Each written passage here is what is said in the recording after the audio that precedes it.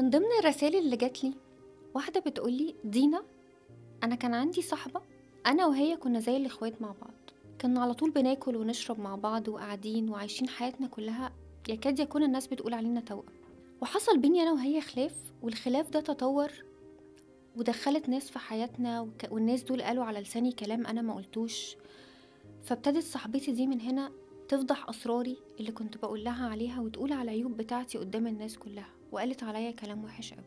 لو أنا هعلق على الرسالة دي هعلق وأقول إن دايما لازم نعمل حساب للنهايات في حياتنا، مع الصحاب، مع أقرب الناس لينا، مع الناس اللي بنحبهم.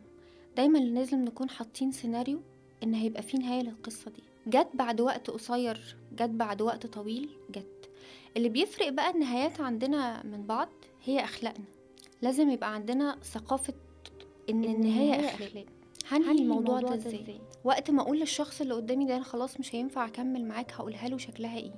كل ده بينبع من عشرتي معاه، من ان هو دايما بحط قدامي ان الشخص ده في يوم من الايام اداني حاجات حلوه قوي، فانا ما اقدرش انسى الحاجات الحلوه وبحطها دايما قدامي حتى وهو ماشي.